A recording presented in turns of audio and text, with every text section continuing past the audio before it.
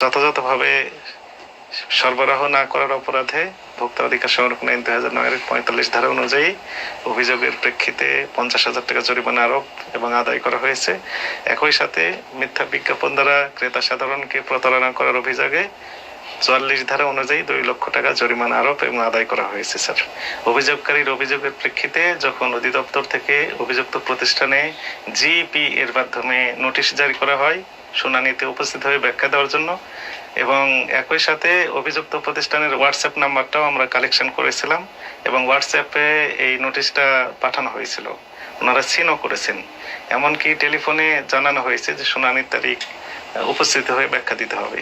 কিন্তু শুনানির দিন অভিযোগকারী উপস্থিত হলেও অভিযুক্ত প্রতিষ্ঠানের কোনো রেসপন্স পাওয়া যায়নি।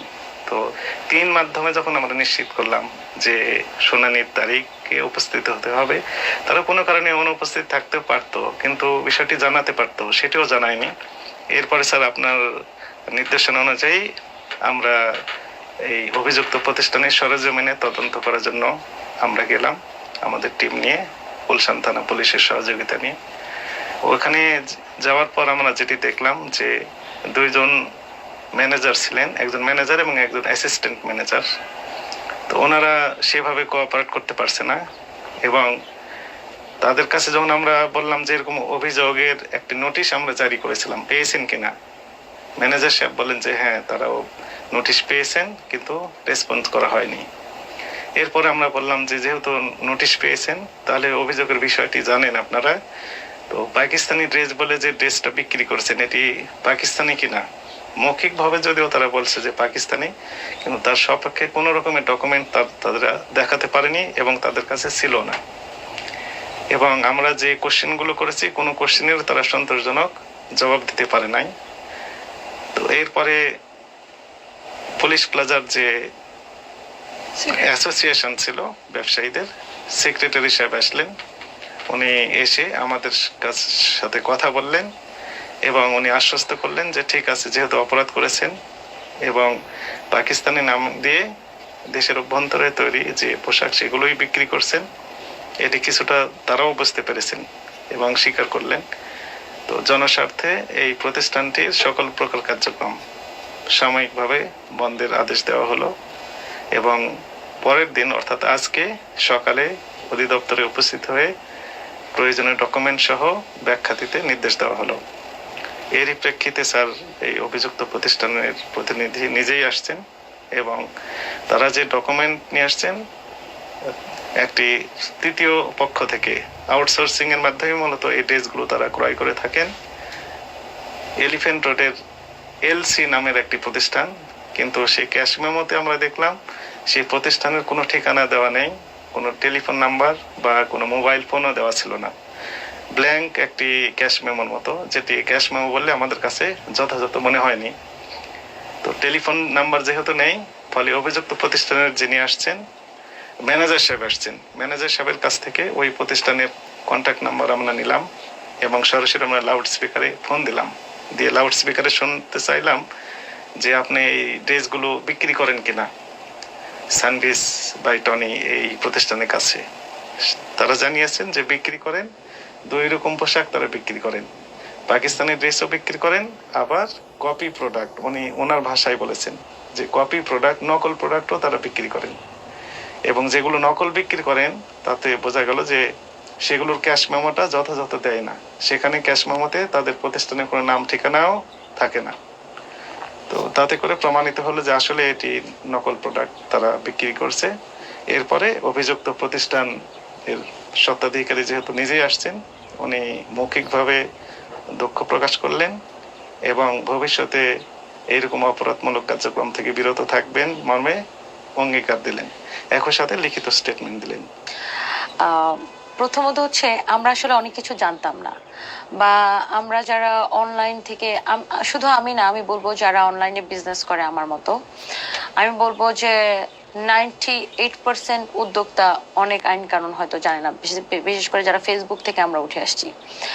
তো আমরা যেহেতু অনলাইনে শুধু করি না, আমরা অনলাইন থেকে পরবর্তী সময় আমরা শোরুমে গেছি এবং কাস্টমারের চাহিদা, শোরুমে কিন্তু কাস্টমাররা এসে ফিজিক্যালি কিনে এবং আমাদের পণ্য তাদের ভালো লাগে দেখেই কিন্তু আমরা বিভিন্ন ডিস্ট্রিক্টে, বিভিন্ন জেলা এবং ঢাকার মধ্যে অনেকগুলো শোরুম আমরা দিতে পারছি। সবাই কাস্টমার এসে দেখে দেখে কিনে এবং আমরা কিন্তু সারা বাংলাদেশে ক্যাশ অন ডেলিভারি দিই। আমরা কিন্তু কোনো অ্যাডভান্স টাকা নিই না। আমাদের ডেলিভারি সিস্টেম হচ্ছে কাস্টমার প্রোডাক্ট পাওয়ার সময় দেখে ভালো লাগলে সে টাকা দিয়ে রিসিভ করে, আদারওয়াইজ সে রিটার্ন করে দেয়।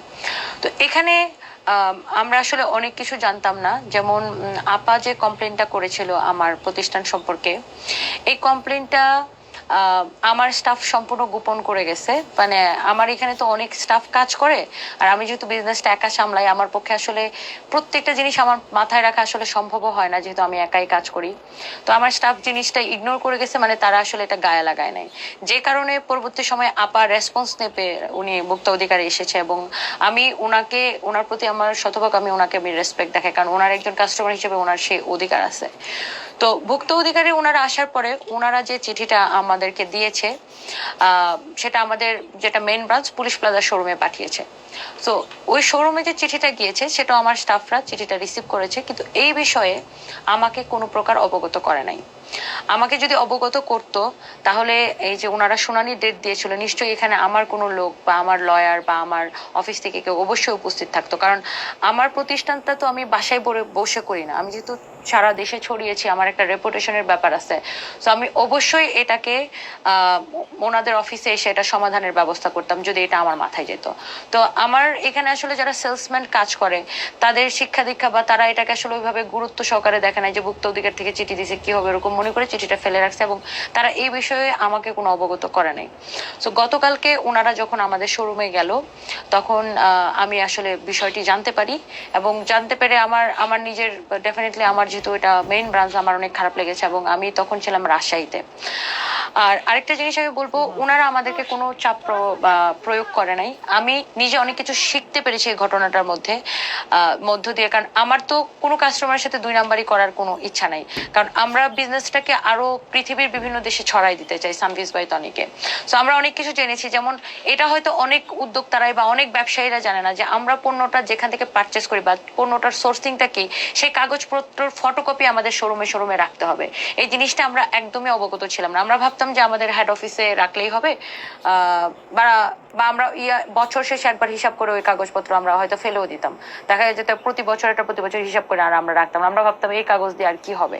সো আমরা যে পারচেস করি, আমরা যে দেশ থেকেই পারচেস করি বা যেখানকার, বা বাংলাদেশ থেকে বানাই বা আমরা ইন্ডিয়া থেকে আনি বা পাকিস্তানি থেকে আনি বা থাইল্যান্ড, চায়না, যেটা হোক, আমরা দেখা যেত বছর শেষে কাগজগুলো আমরা ফেলে দিতাম। আমরা জানতামই না যে এই কাগজগুলো আসলে শোরুমে রাখতে হবে। কখনো যদি ধরেন আমি এই শার্টটা আজকে পারচেস করছি, এটা আমার এই বছর কোনো কারণে সেল নাও হইতে পারে, এটা আমার স্টক থেকে যেতে পারে, এটা আমার আগামী বছরে সেল হইতে পারে। সো আমরা দেখা যেত কাগজগুলো আমরা ফেলে দিতাম, আমরা জানতাম না যেটা শোরুমে রাখতে হবে। এটা অনেকেই, আমি বলবো যে বেশিরভাগ, এবং আমরা যেখান থেকে পারচেস করি পাকিস্তানি ড্রেসগুলা, জব্বার স্যার হয়েছে ওনাদেরকে কল দিয়েছিলেন এবং ওনারা হচ্ছে যে জিনিসটা ওইভাবে রেসপন্স করে নাই, মোটামুটি অ্যাভয়েডই করে গেছে। যেহেতু যেহেতু এটার প্রচারটা আমি করেছি এবং এটার লাইভে যে আমি বলেছি, তো সেই ক্ষেত্রে আসলে এখানে আমি বা আমার যে ক্যারিয়ার বা যারা নিয়ে আসছে, সেক্ষেত্রে তাদেরকে কাস্টমার চেনে না, কাস্টমার আমাকে চেনে। এবং আমরা এটাও জানতাম না যে আমরা যেখান থেকে সোর্সিং করব তাদের এলসির কাগজপত্র বা প্রোডাক্টটা যে ইম্পোর্ট হয়েছে সে কাগজপত্রগুলো আমাদের কাছে রাখতে হবে। নেগেটিভলি নিচ্ছি না, খুব পজিটিভলি নিচ্ছি, কারণ এটা আমাদের জন্য ভালো হয়েছে। আমরা অনেক কিছু জানলাম এবং শিখলাম যে আমাদের কাছে আমাদের প্রোডাক্টের সকল ডকুমেন্টস রাখতে হবে সব শোরুমে, আমাদের এলসির কাগজগুলো রাখতে হবে, বা আমরা যেখান থেকে সোর্সিং করছি তাদের এলসির কাগজগুলো রাখতে হবে, সবকিছু রাখতে হবে। সো আমি এইটা অবশ্যই আমরা নেক্সট টাইম আমরা এটা খুব খুব ভালোভাবে এটা আমরা ফলো করব এবং এটা আমি নিজে জানলাম। যেহেতু গতদিন তদন্ত সম্পন্ন হয়নি, আজকে অভিযুক্ত প্রতিষ্ঠান অধিদপ্তরে শুনানিতে উপস্থিত হয়ে তারা তাদের যে ডকুমেন্ট সেগুলো দেখাতে পারে নাই এবং যেখান থেকে সোর্স করেন তাদের যে ক্যাশ মেমো সেটিও যথাযথ ছিল না। পরে কন্ট্যাক্টে মোবাইল ফোনের মাধ্যমে আমরা যেটি জানতে পারলাম যে এটি কপি প্রোডাক্টও ইনি ক্রয় করেন এবং আসল প্রোডাক্টও ক্রয় করেন, এমনটি জানিয়েছেন। স্যার আপনার অনুমতি সাপেক্ষে এটিও আমরা একটু ভেরিফাই করে দেখবো স্যার পরবর্তীতে। এরপরে যেহেতু অভিযুক্ত প্রতিষ্ঠানের পক্ষ থেকে স্বত্বাধিকারী নিজেই স্বেচ্ছায় সজ্ঞানে তাদের উপর আনিত যে অভিযোগ সেটি স্বীকার করে নিয়েছেন এবং ভবিষ্যতে এই ব্যাপারে আরও সচেতন থাকবেন এবং ভোক্তারা যেন কোনোভাবে প্রতারিত না হন এবং ভোক্তারা যেন সন্তুষ্ট থাকেন এই বিষয়ে তারা সতর্ক থাকবেন মর্মে কমিটমেন্ট দিয়েছেন। এই আলোকে যথাযথ পণ্য যথাযথভাবে সরবরাহ না করার অপরাধে ভোক্তা অধিকার সংরক্ষণ আইন 2009 45 ধারা অনুযায়ী অভিযোগের প্রেক্ষিতে 50,000 টাকা জরিমানা আরোপ এবং আদায় করা হয়েছে। একই সাথে মিথ্যা বিজ্ঞাপন দ্বারা ক্রেতা সাধারণকে প্রতারণা করার অভিযোগে 44 ধারা অনুযায়ী 2 লক্ষ টাকা